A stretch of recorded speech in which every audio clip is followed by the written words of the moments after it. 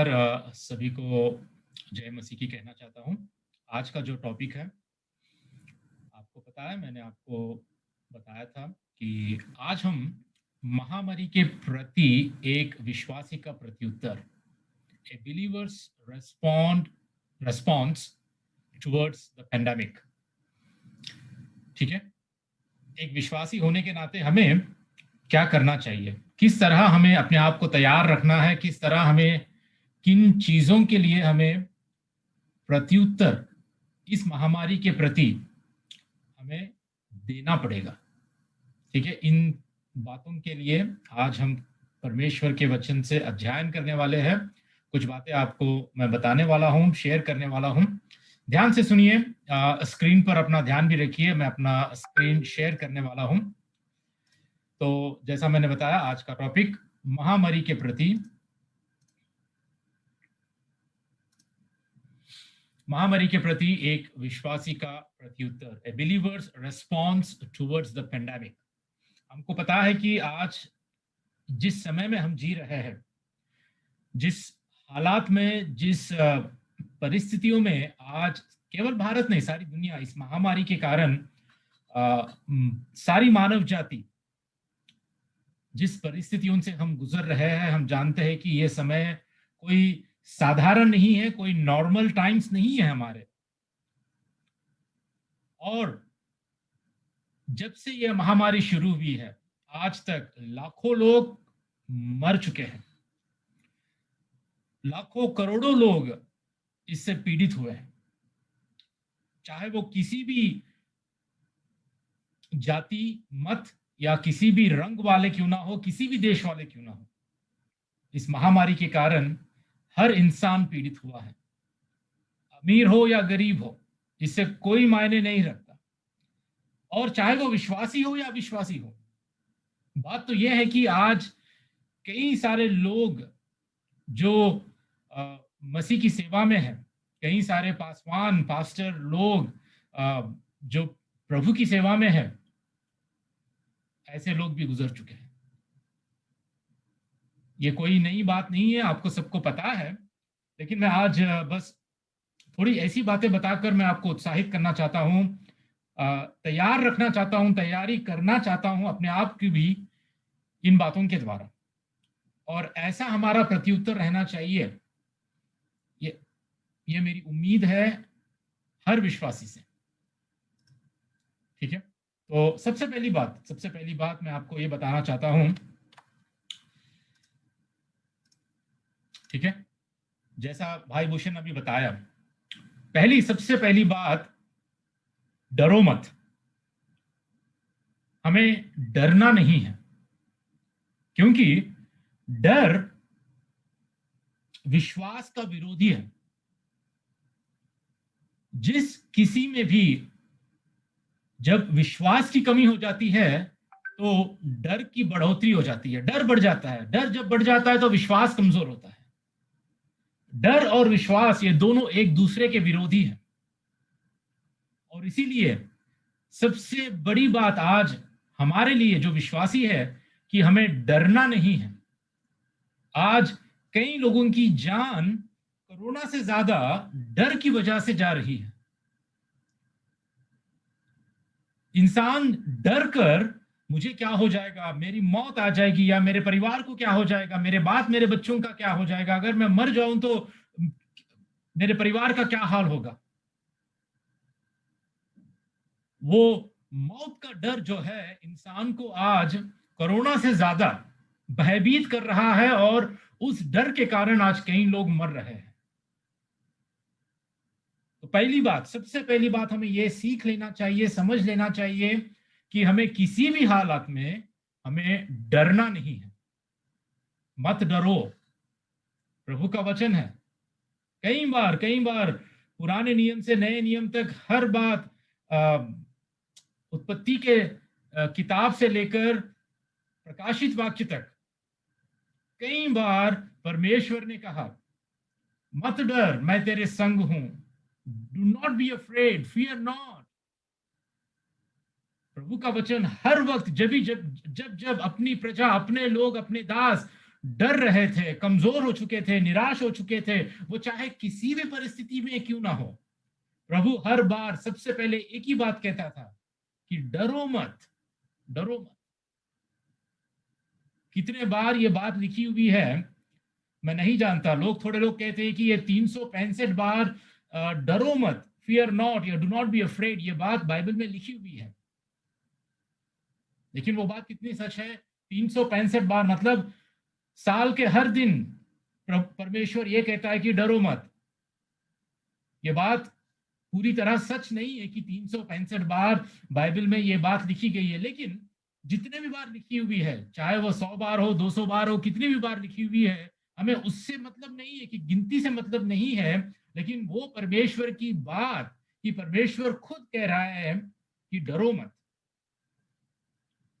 ठीक है, दाऊद कहता है भजन संहिता का 46 का 1 से 3 तक, क्या कहता है? देखिए, दाऊद यहां पे ऐसा कहता है कि परमेश्वर हमारा शरण स्थान और बल है, संकट में अति सहज से मिलने वाला सहायक। इस कारण हमको कोई भय नहीं, चाहे पृथ्वी उलट हो जाए और पहाड़ समुद्र के बीच में डाल दिए जाए, चाहे समुद्र गरजे और फेन उठाए और पहाड़ उसकी भाड़ में कांप उठे।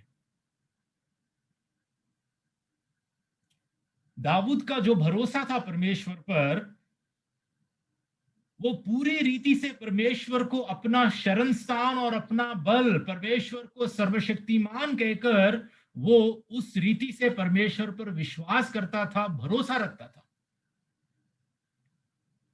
हर परिस्थिति में।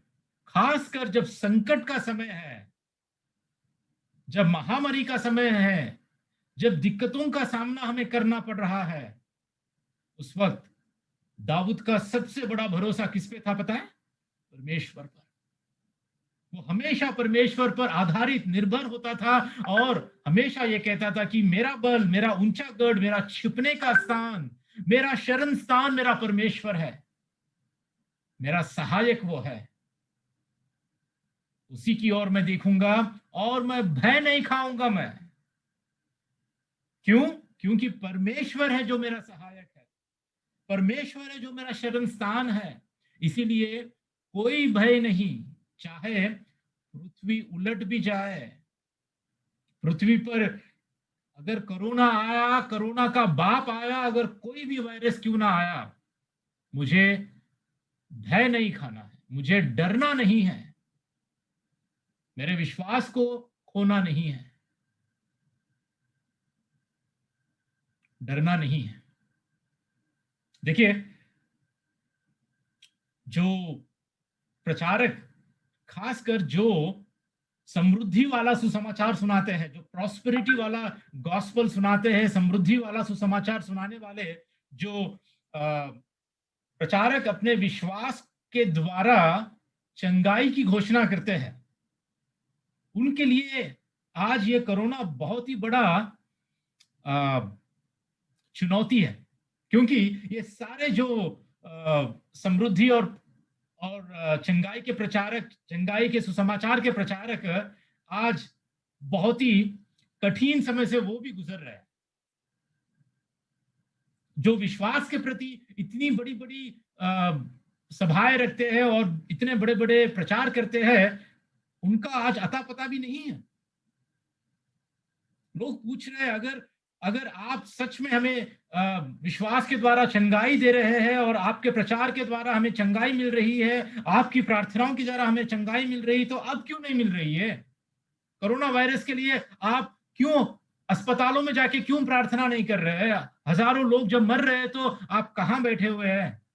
ये कई प्रचारकों के लिए, खासकर जो प्रॉस्पेरिटी गॉस्पल, जो जो चंगाई और आशीष और ये समृद्धि के प्रचारक हैं, सुसमाचार के प्रचारक हैं, उनके प्रति ये बहुत बड़ा सवाल है।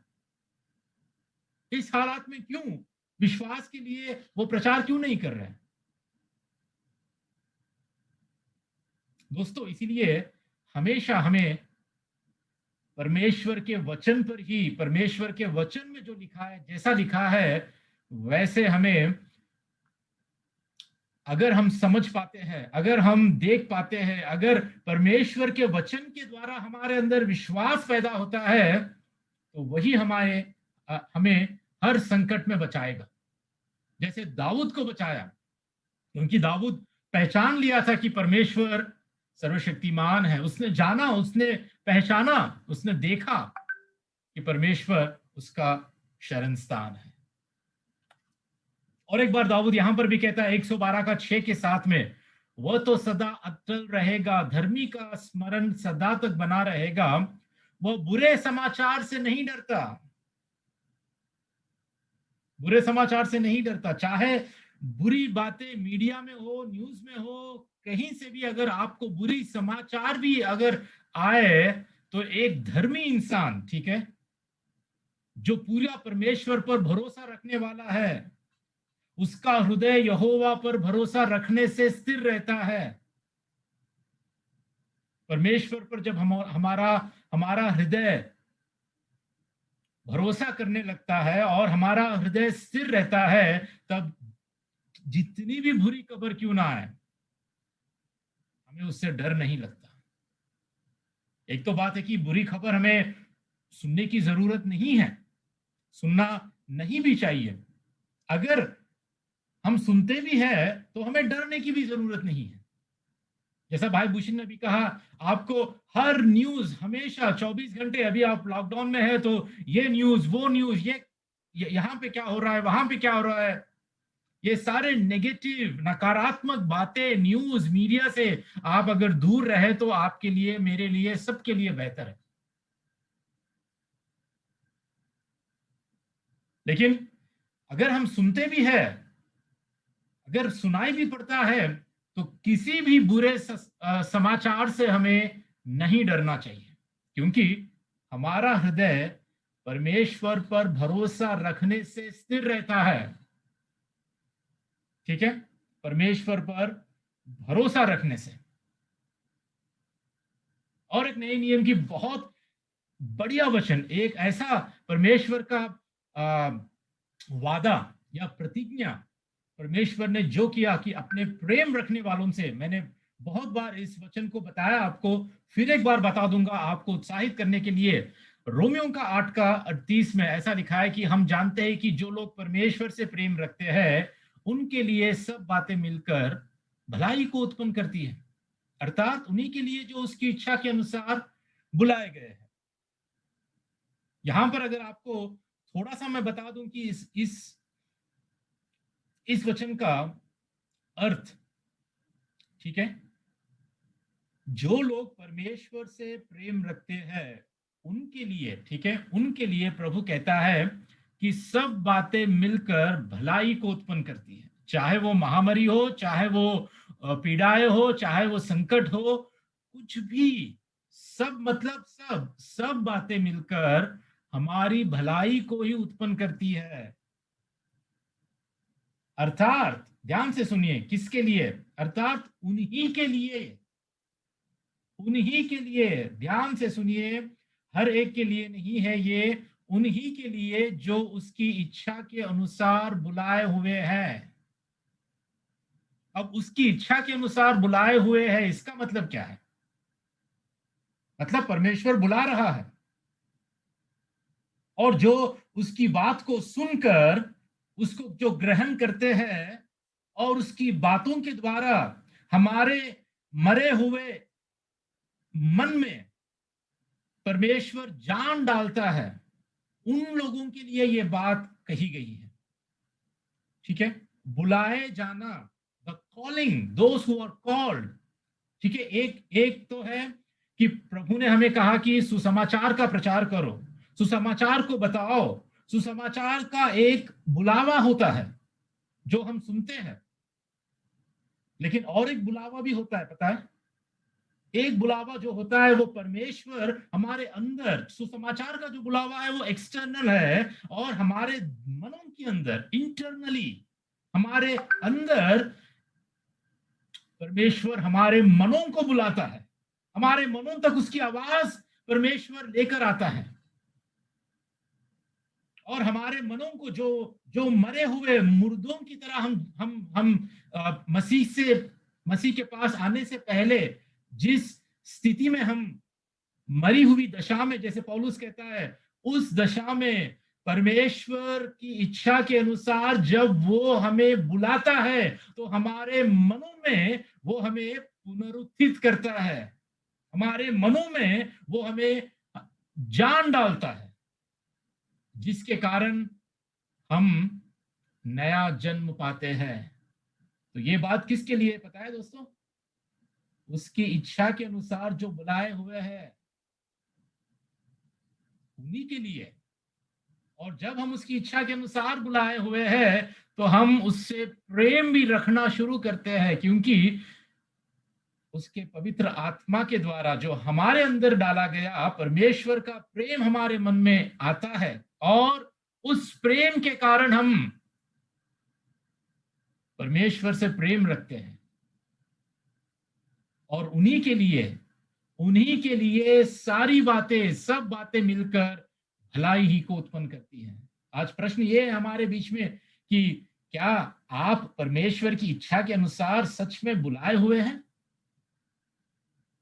क्या आपके मनों में परमेश्वर की वो आवाज, परमेश्वर की वो बात, परमेश्वर की वो बुलाहट, क्या आपके मनों में आज काम कर चुकी है? क्या आपका सही रीति से वो नया जन्म हुआ है क्या? दोस्तों, सोचने की बात है। और अगर नहीं हुआ है तो ये जो वादा है आपके लिए या किसी अविश्वासी के लिए, ये नहीं है। उन्हीं के लिए है जो उसकी इच्छा के अनुसार बुलाए हुए हैं। अगर आप और मैं उसकी इच्छा के अनुसार बुलाए हुए हैं तो हमें डरने की बात नहीं है, क्योंकि कुछ भी हो, सब बातें हमारी भलाई के लिए है। ये रोमियो के 8 का 38 और 29 और एक भी जो वचन है, मैं आज उसके उसके बारे में आपको एक्सप्लेन तो नहीं कर रहा हूं, लेकिन दोनों जुड़े हुए हैं, दोनों साथ में कहा गया है। ठीक है, और कभी हम उस वचन के बारे में भी अध्ययन करेंगे, लेकिन मैं आगे बढ़ना चाहता हूं। देखिए, और एक वचन जो इब्रानियों का 2 का 14 से 15 तक, ठीक है, प्रभु यीशु मसीह के बारे में यहां लिखा है कि वह आप भी उनके समान उनका सहभागी हो गया। मनुष्यों के बारे में कि इंसानों के समान वो सहभागी हो गया, ताकि मृत्यु के द्वारा उसे, जिसे मृत्यु पर शक्ति मिली थी, अर्थात शैतान को निकम्मा कर दे। उसने शैतान को निकम्मा कर दिया। और देखिए, आखिरी ये भाग में आप फोकस कीजिए, और जितने मृत्यु के भय के मारे जीवन भर दासत्व में फंसे थे उन्हें छुड़ा ले। आज जितने भी मृत्यु के भय के मारे, जो जीवन भर, हमारे सारे जीवन भर हम मृत्यु के डर से हम गुलाम बन जाते हैं, इस दासत्व में, गुलामी में हम फंसकर जीवन बिताते हैं। हमको छुड़ाने के लिए उसने मृत्यु को जीत लिया, शैतान को निकम्मा कर दिया, और इसीलिए आज हमें मृत्यु के उस गुलामी के डर में जीना नहीं है। मौत आई तो आई, कोई बात नहीं। मृत्यु के लिए हमें डर डर कर जीने की आज जरूरत नहीं है, क्योंकि अगर परमेश्वर ने आपको सच में छुड़ा लिया है, प्रभु ने आपको सच में आजाद किया है, तो आपको मरने का, वो मौत का डर आपके अंदर कभी नहीं रहेगा, कभी नहीं रहेगा। ठीक है, एक महिला का मैं आपको उदाहरण देना चाहता हूं। ठीक है, यहां पर देखिए, इस महिला का नाम है जॉनी एरिक्सन टाडा। ठीक है, लोग जोनी भी कहते हैं, लेकिन एक्चुअल करेक्ट प्रोनाउंसिएशन, क्योंकि इनके बाप का नाम जॉनी था, तो इनका नाम भी जॉनी ठीक है, ये है कौन? ये बहुत ही पॉपुलर, बहुत ही मशहूर परमेश्वर की सेविकाएं में कई सालों तक, आज तक भी इन्होंने किताबें लिखी अपने जीवन के द्वारा। ठीक है, इनके जीवन में जो घटना घटी उसके बाद इनका जीवन किस रीति से बदला, आज तक इनका जीवन एक प्रभु के लिए, प्रभु के लोगों के लिए बहुत ही बड़ा गवाह है और उत्साहित करने वाला जीवन है।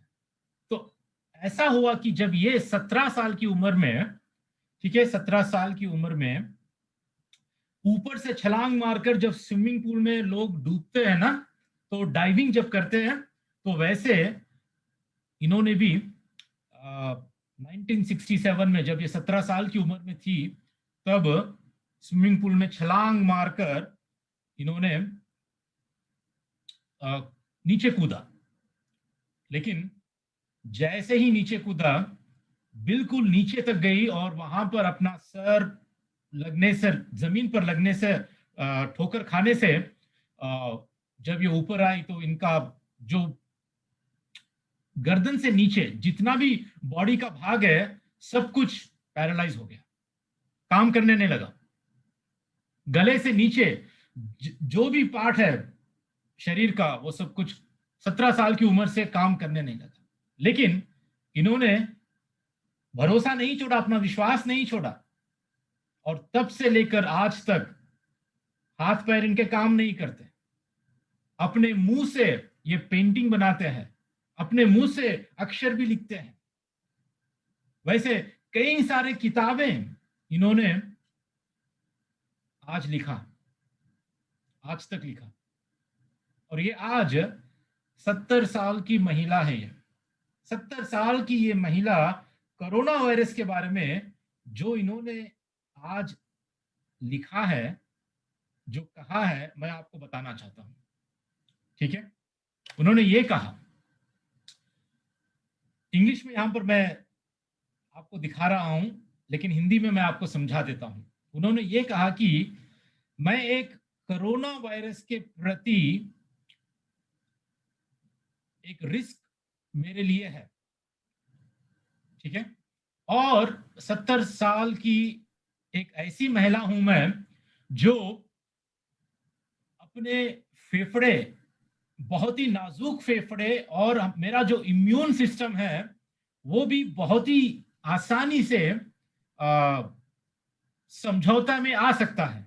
लेकिन मेरा विश्वास उस सर्वशक्तिमान परमेश्वर पर है जिसकी सारी दुनिया है, ताकि मसीह लोग उसके योजना और उसके प्लान्स और उसके पर्पस, उसकी जो भी योजना है, उसके जो भी उद्देश्य है, उस पर सारे मसीह लोग पूरे कॉन्फिडेंट के साथ, पूरे भरोसे के साथ जी पाए। और ऐसा कोई रीजन नहीं है कि हम इस महामारी के कारण डर जाए या किसी दूसरे पर निंदा डालकर हम फंसे रहे। ठीक है, इन्होंने अपने इस विश्वास को इस रीति से बयान कर रहे हैं, और ये हमारे लिए भी एक उत्साह की बात है। हमारे लिए भी ये एक उत्साह की बात है कि हम सोचे कि किस रीति से आज तक सिर्फ परमेश्वर के वचन में नहीं, हमारी दुनिया में भी आज ऐसे लोग जी रहे हैं जो कभी भी कुछ भी हो सकता है उनके लिए।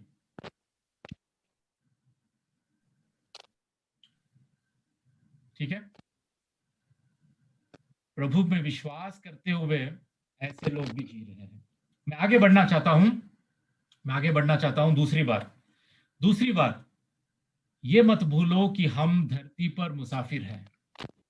Remember that we are pilgrims on earth. मत भूलो कि हम धरती पर मुसाफिर हैं। मुसाफिर मतलब हम यात्री हैं, वी आर ट्रैवलर्स। हम एक जगह से, एक छोर से दूसरी छोर तक हम लोग सफर करने वाले मुसाफिर है। परमेश्वर का वचन यही हमें सिखाता है। पहले पतरस का 2:11, ठीक है। पतरस ऐसा कहता है कि हे प्रियो, मैं तुमसे विनती करता हूं कि तुम अपने आप को परदेशी और यात्री जानकर उस सांसारिक अभिलाषाओं से जो आत्मा से युद्ध करती है, बचे रहो। ठीक है। यहां पर पतरस हमें यह समझाने की बात कर रहा है। बात तो अलग है कि संसारिक अभिलाषाओं से, आत्मा से युद्ध करती है, उनसे बचे रहो, वो बात तो पतरस हमें समझा रहा है। लेकिन सबसे पहली बात, उससे पहले पतरस ये बताना चाह रहा है कि हम इस धरती पर परदेशी है और यात्री है। अपने आप को परदेशी जानो, अपने आप को यात्री जानो। मत भूलो कि हम यात्री हैं, हम यहां पर धरती पर मुसाफिर है हम लोग। जिस वक्त हमारा जन्म हुआ है, हमारी यात्रा शुरू हुई है। मतलब हमारा जिस वक्त नया जन्म हुआ है, हमारी यात्रा शुरू हुई है। और परदेशी और यात्री जानकर हम अपनी यात्रा को समाप्त करने वाले हैं। और याद रखिए कि जब आप कहीं पर भी सफर करते हैं, यात्रा करते हैं, उदाहरण के लिए अगर आप कश्मीर से कन्याकुमारी तक अगर आप यात्रा भी करें, तो आपके सफर में, आपकी यात्रा में जहां जहां पर भी आप रुकते हैं, किसी किसी स्टेशन पे रुकते हैं, किसी किसी जगह पर आप रुकते हैं, तो क्या आप वहीं पर, उसी स्थान पर रुककर, उसी स्थान पर अपना निवास बना लेंगे, अपना घर बना लेंगे, अपने लिए यही मेरा रहने का स्थान है, यही मेरे लिए हमेशा की जिंदगी है? क्या आप ऐसा सोचेंगे? कोई भी नहीं। जो यात्री है वो हमेशा मेरा जो गोल है, जो मेरा डेस्टिनेशन है, मतलब जहां मुझे पहुंचना है, मेरा जो लक्ष्य है, वहां तक मैं पहुंचूंगा, मैं रुकूंगा नहीं। लेकिन आज दुख की बात यह है कि कई सारे मसीही अपनी यात्रा में इतने जगहों पर रुक चुके हैं, कोई दुख में, कोई सुख में। इस यात्रा में, इस सफर में लोगों को जब दुख की घड़ी आती है ना, जैसे अभी महामारी आई है, इस दुख के घड़ी में भी वो लोग वहीं पर रुक जाते हैं, निराशा में, डिप्रेशन में, वहीं पर। जिंदगी आगे नहीं बढ़ रही है, आत्मिक रीति से आगे उन्नति नहीं कर रहे हैं। और थोड़े लोग सुख में, सुख विलासों में, सुख विलासों की दुनिया में खोए हुए हैं कि इस यात्रा में, जो सुख में, जो सुख विलास में, सुख सुविधाओं में, बस यही सोच के कि यही मेरी जिंदगी है, यहीं पर मैं, इसी स्टेशन पर मैं बस सब कुछ अपने अपने लिए बना लूंगा और ऐसे ही मैं जीवन जीऊंगा। अभी तक भाई नाइजल ने भी नहीं गाना गाया था, याद है आपको? यहाँ के दुख या यहाँ के सुख खत्म हो जाएंगे, लेकिन वहां के सुख कभी खत्म नहीं होंगे। लेकिन हम लोग क्या करते हैं? यहाँ के सुखों में ही हम इतने लवलीन हो जाते हैं, यहाँ के सुखों में ही, इस संसारिक सुखों में ही हम लोग इतने खो जाते हैं कि हम यात्रा करना बंद कर देते हैं। अपने आप को यात्री जानना, परदेशी जानना हम लोग बंद कर देते हैं। और इन सारी वस्तुओं को इतने जकड़ के रखते हैं, इतनी मजबूती से हम पकड़ के रखते हैं। लेकिन प्रभु कहता है कि होल्ड इट लूजली। प्रभु कहता है कि इसको ना ऐसे पकड़ो कि कभी भी छोड़ने के लिए तुम तैयार रहो। छोड़ने के लिए, चाहे वो दुख हो, चाहे सुख हो। आपकी ट्रेन, आपकी रेलगाड़ी, आपकी जिंदगी का सफर अगर किसी भी स्टेशन में, चाहे दुख हो या सुख के स्टेशन में आप पहुंचे, फिर भी दोस्तों अपने आप को इस धरती पर मुसाफिर जानो, परदेशी और यात्री जानकर आगे बढ़ो, क्योंकि ये हमारा लक्ष्य नहीं है। ये संसार, ये धरती, यहां पर हमेशा हम रहने वाले नहीं हैं। धरती पर धरती पर स्वर्ग की इच्छा मत करो। धरती पर स्वर्ग के लिए इच्छाएं मत रखो। वो तभी होगा जब यीशु मसीह दूसरी बार आएगा। ठीक है, प्रभु आकर अपने राज्य को जब यहां पर स्थापित करेगा तभी होगा, लेकिन उससे पहले इस पापी युग में, इस श्रापित धरती पर कभी भी अपने सुखों में रहकर यहां पर ही मेरा स्वर्ग का राज्य है, यहां पर ही है, जो कुछ है यहीं पर है, ऐसा जीवन मत जियो। क्योंकि चाहे कोरोना हो, कोविड या और कोई भी बीमारी हो, हमें यहां पर हमेशा रहने के लिए तैयार नहीं किया गया है, भेजा नहीं गया है। हम सारे लोग, ठीक है, परदेशी और यात्री है। ठीक है, एक बात यहां पर आपको मैं बता देना चाहता हूं। परदेशी और यात्री होने का, पिलग्रिम्स होने का मतलब क्या है कि to live as pilgrims there is a mindset to adopt. मुसाफिर के रूप में जीने के लिए अपनाने की एक मानसिकता है कि अपने आप को, अपने मन को हमें तैयारी करना है। हमेशा हमेशा ये सोचना है कि मैं यहाँ पर एक परदेशी हूं, चाहे मेरे पास कुछ भी क्यों ना हो, घर हो, मकान हो, बड़ी सी जायदाद क्यों ना हो, बैंक बैलेंस क्यों ना हो, मेरे पास बहुत बड़ी सेविकाएं भी क्यों ना हो, हमें ये मानसिकता को अपनाना है कि मैं एक मुसाफिर हूं और एक लड़ने के लिए मेरे पास युद्ध भी है। यहां पर जितने भी दिन हूं मैं संसारिक अभिलाषाओं से, जो आत्मा से युद्ध करती है, मुझे एक लड़ाई भी है। ठीक है, स्पिरिचुअल वॉरफेयर मतलब आत्मिक युद्ध मतलब ये मत समझो कि आप सिर्फ शैतान की उस अंधकार की शक्तियों से ही, यीशु के नाम से तू चली जा, ये दुष्ट आत्मा, वो दुष्ट आत्मा, बस यही आत्मिक युद्ध मत समझो। हर दिन हम लोग इस संसारिक अभिलाषा है जो हमारे आत्मा में, हमारे आत्मा से युद्ध करती है, हमें उससे बचे रहना है। तो हमारे लड़ने के लिए एक युद्ध है और एक लाइफस्टाइल है टू मेंटेन, एक जीवन शैली है जिसको हमें बनाए रखना है। सिंप्लिसिटी के साथ एक साधारण जीवन शैली, एक ऐसी जीवन शैली जो परमेश्वर के प्रति पवित्र, उसको भाती हुई और आराधना, हमारा खुद का जीवन एक आराधना बन जाए उसके लिए। और याद रखें, there is a day to remember.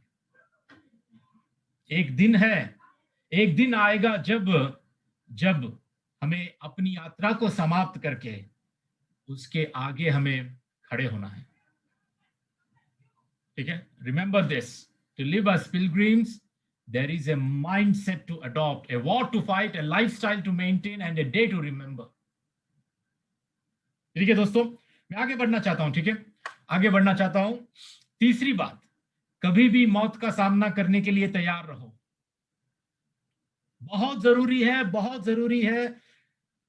मैं जितना भी जरूरी कहूं उससे बढ़कर भी जरूरी बात है यह कि मौत का सामना करने के लिए हमेशा तैयार रहो।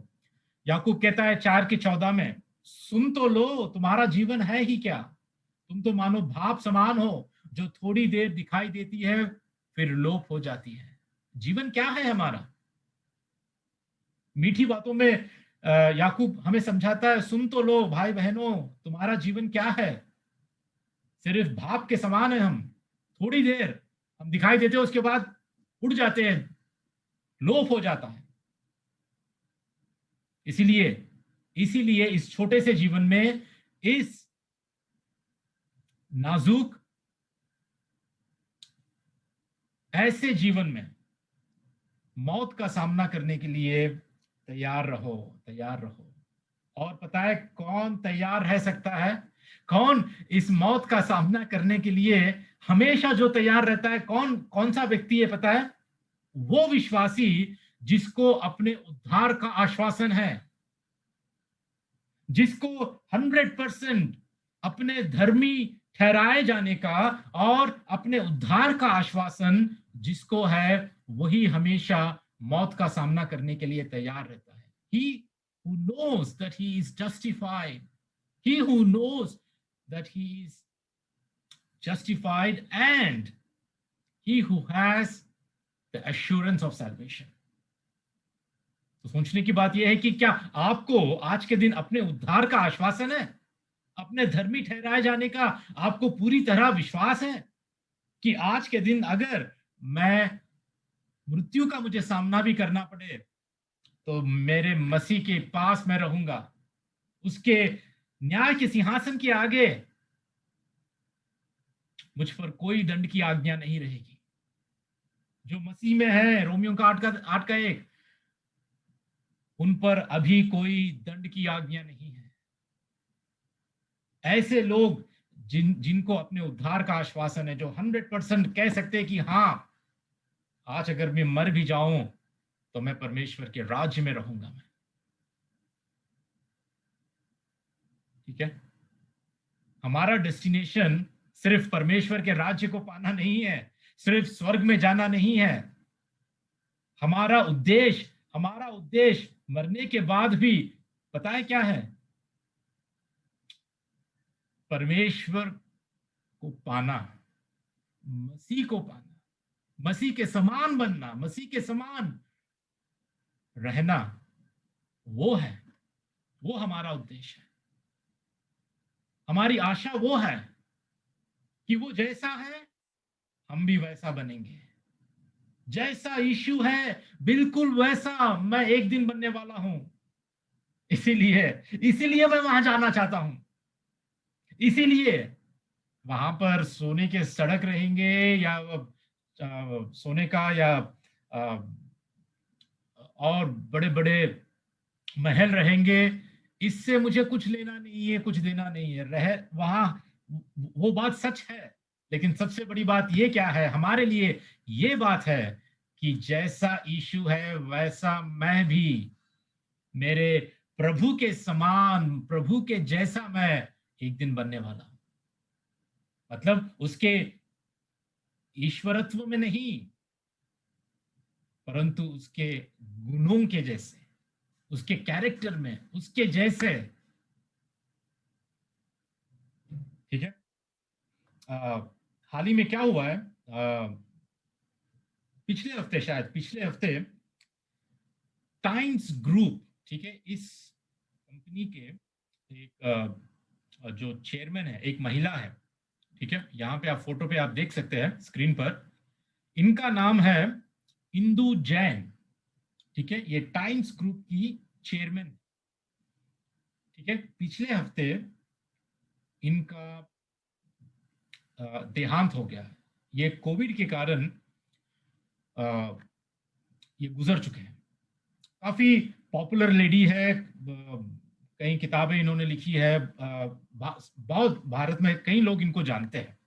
और ये आध्यात्मिक रूप से भी, ठीक है, मसीह में नहीं लेकिन आध्यात्मिक रूप से ये खोज में, परमेश्वर की खोज में और समाज सेवा में इन्होंने बहुत बड़ा नाम कमाया। ठीक है, मरने से पहले इन्होंने एक बात कही। मरने से पहले, पिछले हफ्ते ही मरने से पहले इंदु जैन, इन्होंने एक बात कही। इन्होंने ये कहा कि मैं बहुत उत्सुक हूं, आई एम वेरी एक्साइटेड। क्यों पता है? क्योंकि मरने के बाद जो दुनिया में मैं जा रही हूं वहां के लिए I am very excited. I am excited to see the other world.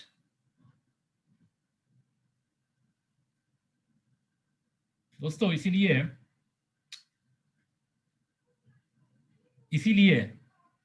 मैं ये कहना चाहता हूं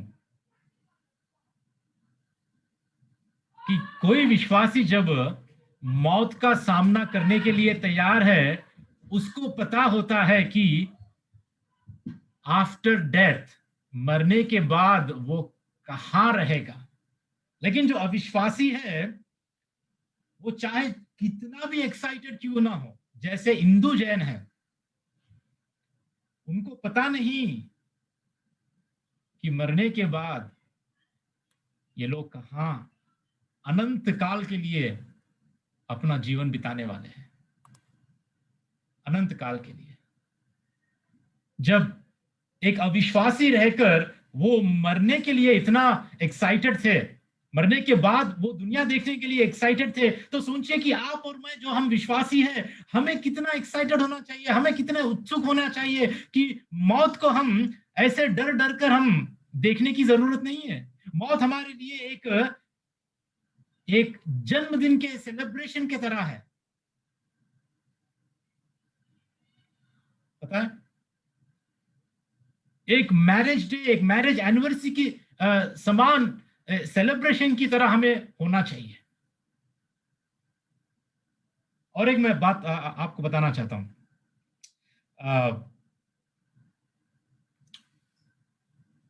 मेरे पर्सनल डिवोशंस में ना हर दिन एक किताब में पढ़ रहा हूं, मॉर्निंग बाय मॉर्निंग, ठीक है, चार्ल्स स्पर्जन के द्वारा लिखी गई। हर दिन एक डिवोशन उनका लिखा गया है उस किताब में। तो इस बीच में जब मैं पढ़ रहा था तो उन्होंने एक बात कही कि मौत हमारे लिए जैसा एक दिया बुझ जाता है, जिंदगी में, जीवन में एक दिया जैसा बुझ जाता है, मौत भी हमारे लिए वैसी ही है। लेकिन मौत के बारे में, मौत के बाद, ठीक है, मौत के बाद हम जब उस अनंत जीवन में प्रवेश करेंगे, ये धरती पर ये दिया तो बुझ जाएगा, लेकिन हम उस सूरज की रोशनी में प्रवेश करेंगे जो खुद परमेश्वर के द्वारा हमें मिलेगी। बहुत बहुत गहरी बात है, बहुत बड़ी बात है, क्योंकि हमें मौत का सामना करने के लिए हमेशा तैयार रहना चाहिए। यही चार्ल्स स्पर्जन 19वीं शताब्दी में, जब ऐसी ही एक महामारी थी जिसको हाइजा कहते हैं हिंदी में, और इंग्लिश में कोलेरा कहते हैं, ठीक है, कोलेरा की महामारी भी उस वक्त सारी दुनिया में फैल रही थी। और उस वक्त चार्ल्स स्पर्जन एक बात कहते हैं, जब वो पहली बार नहीं, जब वो लंदन में थे, ठीक है, जब ये महामारी के दिनों में वो एक एक घर जाकर प्रार्थनाएं करते थे, तो एक घर जब उन्होंने विजिट किया तो एक घर में एक लड़की, जान जवान एक लड़की, वो भी मरने की दशा में थी। और उसको देखकर ये इतने हैरान हो गए, क्योंकि वो क्या कर रही थी पता है, मरने की दशा में भी वो लड़की प्रभु में इतने आनंद से गीत गा रही थी, गीत गा रही थी, और दूसरों को, अपने भाई बहनों को बोल रही थी कि मेरे पीछे तुम स्वर्ग में आना, स्वर्ग के राज्य में तुम प्रवेश करना। उत्साह के साथ, इतनी एक्साइटमेंट के साथ वो गीतों को गा रही थी। मौत का सामना करने के लिए वो पूरी तरह तैयारी की थी, ठीक है। इसलिए रोमियो के 14:8 पौलुस ये कहता है कि क्योंकि यदि हम जीवित हैं तो प्रभु के लिए जीवित है, और यदि मरते हैं तो प्रभु के लिए मरते हैं। सो हम जिए या मरे, हम प्रभु ही के हैं। क्या ऐसा आश्वासन आपके अंदर है? ऐसी हिम्मत आपके अंदर है दोस्तों? यदि हम जीवित है तो प्रभु के लिए है। अरे आज हम जीवित है तो प्रभु के लिए है। कोरोना के द्वारा, कोविड के द्वारा अगर हमें मरना भी है तो हम प्रभु के लिए मरते हैं। जिए या मरे, हम प्रभु के हैं। इसीलिए तैयारी करो। आज अगर कोई भी तैयार नहीं है मौत का सामना करने के लिए, मैं विनती करता हूं कि तैयारी करो। चौथी बात, ध्यान से सुनो, सुसमाचार का प्रचार करते रहो। ये हमारे लिए आज्ञा प्रभु ने दी है कि हमें हर वक्त, हर समय, हर मौसम में सुसमाचार का प्रचार करना चाहिए। क्यों? क्योंकि आज ये महामारी का वक्त है, या और कोई भी वक्त क्यों ना हो, आज लोग आशा रहित है। उनमें मसीह नहीं है, मसीह का सुसमाचार नहीं है, इसीलिए कोई आशा के बिना वो आज मर रहे हैं। मैं ये नहीं कह रहा हूं कि आपको अपना अ, अपनी जान को खतरे में डालकर, आपको रिस्क लेकर, आपको सरकार के जो नियम है उसको तोड़कर आपको जाके सुसमाचार का प्रचार करें। हॉस्पिटल में जहां कोविड पेशेंट है वहां जाके आपको प्रार्थना करे, ऐसा करे वैसा करे, मैं इस बात के बारे में नहीं कह रहा हूं। लेकिन जहां पर भी है, जिन लोगों के साथ आपका परिचय है, जिन लोगों को आप पहुंच सकते हैं, फोन के द्वारा हो, सोशल मीडिया के द्वारा हो, या और किसी भी टेक्नोलॉजी के द्वारा क्यों ना हो, आज हम घर बैठे भी आज सुसमाचार को हम प्रचार कर सकते हैं। क्यों? क्योंकि पाप कोविड से भयंकर पाप है। कोविड से भयानक पाप है जो अनंत काल की मृत्यु में, अनंत काल की उस आग में लोगों को डाल सकता है, उस पीड़ा में लोगों को डाल सकता है। ठीक है, देखिए वचन में जब पौलुस और सिलास जब बंदी गृहों में, जब वो जेल में थे, उन्होंने, ठीक है, प्रेरितों के काम के 16 अध्याय में आप पढ़ लीजिए, लेकिन एक वचन, आधी रात के लगभग पौलुस और सिलास प्रार्थना करते हुए परमेश्वर के भजन गा रहे थे। मतलब अपने दुखों में भी वो परमेश्वर से प्रार्थना कर रहे थे और भजन गा रहे थे, जिसके कारण वहां के बंदी गृह के लोग, वहां का सरदार भी मसीह में आया है। मतलब अपने क्लेशों में भी पौलुस और सिलास का जो फोकस था, वो केवल अपने लिए ही नहीं, अपनी सुख सुविधा के लिए नहीं कि मेरा क्या होगा, मेरा परिवार का क्या होगा, लेकिन वो अपने क्लेशों में भी, अपने मुसीबतों में भी उन्होंने सुसमाचार का प्रचार किया। दोस्तों, आज ये हमारे लिए भी एक चुनौती है, हमारे लिए भी एक आज्ञा है। चार्ल्स वर्जन, जिनके बारे में मैंने अभी बताया, ठीक है, 19वीं शताब्दी में जब ये कोलेरा की जो, हैजा की जो महामारी फैल रही थी, ठीक है, तब वो हर घर घर जाके प्रार्थना कर रहे थे। ठीक है, उस वक्त का समय अलग था और इस वक्त का समय अलग है। मतलब महामारी के संदर्भ में मैं कह रहा हूं, ठीक है, उस वक्त के नियम अलग थे, आज के नियम अलग है। लेकिन उस वक्त चार्ल्स वर्जन ने क्या किया, ठीक है, उन्होंने क्या किया, उनके खुद के बातों में यहां पर लिखा है। उन्होंने ये कहा, देखिए, यदि कभी ऐसा समय आता है जब मन संवेदनशील होता है, यह तब होता है जब मृत्यु हमारे आसपास होती है। मतलब मृत्यु जब आसपास होती है, मृत्यु जब आती है ना, तो हमारा मन इतना सेंसिटिव बन जाता है।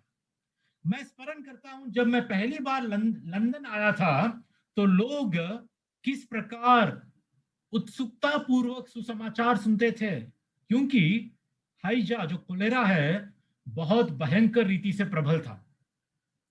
तब थोड़ा उपहास हो रहा था पूरे दिन, और कभी कभी रात भर मैं घर घर गया और देखा कि पुरुष और स्त्रियां मर रहे हैं। और वो मुझे देखकर कितना आनंदित थे, जब बहुत से लोग उनके घरों में प्रवेश करने से भयभीत थे कि कहीं उन्हें प्राण घातक बीमारी पकड़ ना ले। हम वे लोग थे जिन लोगों को ऐसी बात के बारे में कोई भय नहीं था। हमने पाया कि लोगों ने हमें बहुत ही आनंद के साथ सुना जब हमने मसीह और ईश्वरीय बातों की बात की। तो इसीलिए दोस्तों, आज जब लोग इस कोविड के द्वारा पीड़ित हैं और उनके मन संवेदनशील है, यह हमारे लिए भी एक अच्छा मौका है कि हम प्रभु के सुसमाचार को सुनाएं। इस वक्त जो आशा रहित लोग हैं, उनके अंदर मसीह का सुसमाचार के द्वारा एक आशा को जागृत करें। आज बेकार के कई मैसेज हम करते हैं बेकार के, अपना व्हाट्सएप स्टेटस हम ये रखते हैं वो रखते हैं, आप कुछ भी रखिए, इससे कोई मतलब नहीं है। लेकिन जो साधन आज हमें परमेश्वर ने दिए हैं उसका उपयोग करो। व्हाट्सएप हो, फेसबुक हो, यूट्यूब हो, जो भी सोशल मीडिया है, जो भी टेक्नोलॉजी है, उसको परमेश्वर के सुसमाचार को फैलाने के लिए उपयोग करो, सही सही रीति से उपयोग। मैंने ये खाया, मैंने वहां पर ये किया, मैंने ये जगह गया, मैंने ऐसी फोटो ली, वैसे वैसा, ये सब कुछ आपके स्टेटस में रखने से किसको क्या फायदा, बोलिए। आपके प्रोफाइल में हमेशा हमेशा कोई ना कोई पिक्चर चेंज करने से क्या फायदा।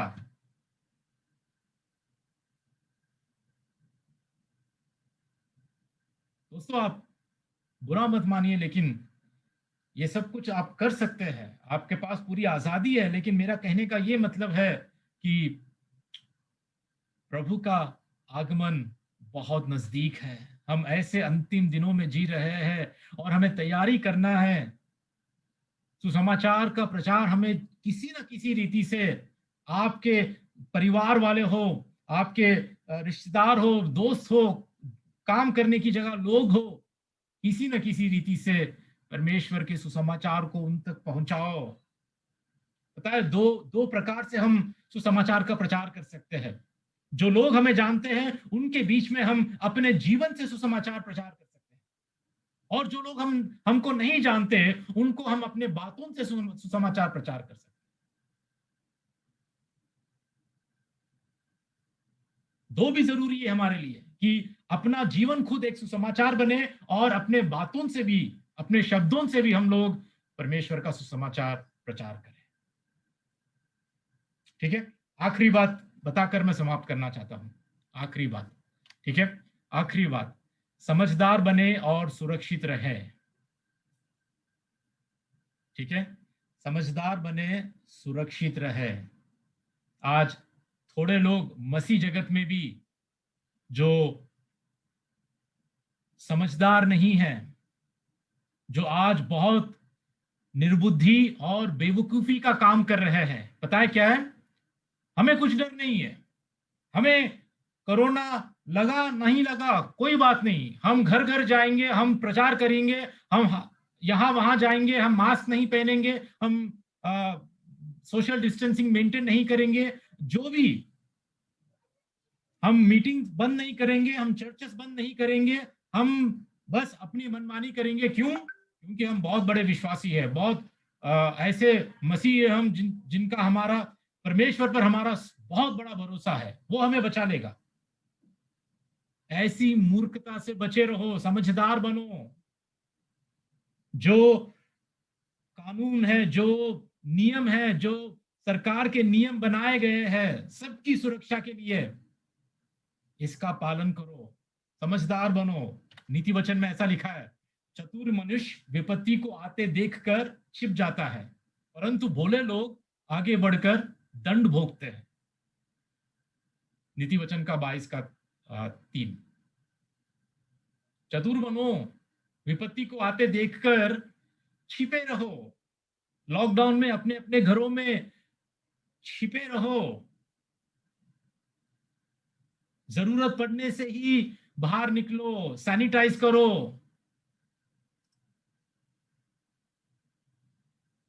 अपने आप को साफ सुथरा रखो।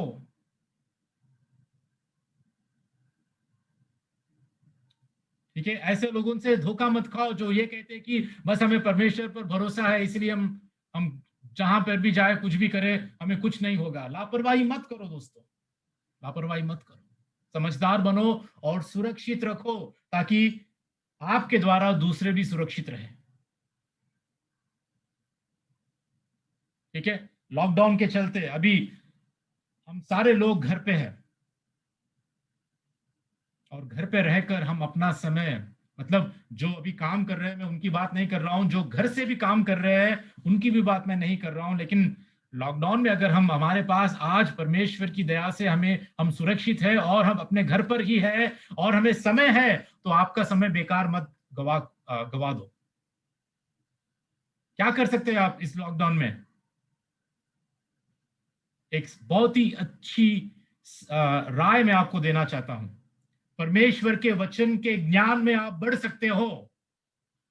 बेकार के ये न्यूज, वो न्यूज, ये मूवी या ये शो, ये सीरियल, ये वीडियो, ये यूट्यूब, इसमें अपना समय बर्बाद मत करो। लॉकडाउन आपके लिए बहुत ही फायदेमंद रहेगा। ये समय जो आपको दिया गया है परमेश्वर के वचन को सीखने के लिए, परमेश्वर के करीब आने के लिए, प्रार्थना में बढ़ने के लिए। अपना कीमती समय आप बर्बाद मत करो। कितने भाई लोग हमारे संगति के बीच में आपको अच्छे अच्छे वीडियोस भेज रहे हैं, रिकॉर्डिंग्स भेज रहे हैं, प्रभु के वचन को भेज रहे हैं। मनन करो, अध्ययन करो, सच्ची रीति से किताबें, अच्छी अच्छी किताबें पढ़ो, गहराई में जाकर प्रभु के वचन को समझने की कोशिश करो। समय को बर्बाद मत करो। ठीक है, तो इन 5 बातों से, इनमें से थोड़ी बातें मैं हाल ही में एक आर्टिकल में मैंने पढ़ा था और थोड़ी बातें मैं वहां से भी लिया था। मुझे बहुत अच्छा लगा और मैं चाहता था कि मैं ये सारी बातें मैं आपको बताऊं। तो इसीलिए दोस्तों, आपको उत्साहित करना चाहता हूं, डरो मत, परमेश्वर हमारे साथ है। याद रखो, भूलो मत कि हम मुसाफिर हैं। मौत का सामना करने के लिए हमेशा तैयार रहो और सुसमाचार का प्रचार करते रहो। समझदार बनो, अपने आप को सुरक्षित रखो, परमेश्वर पर पूरा भरोसा रखो। ठीक है, प्रभु इन बातों को आशीष दे। हम एक छोटी सी प्रार्थना करके समाप्त करेंगे।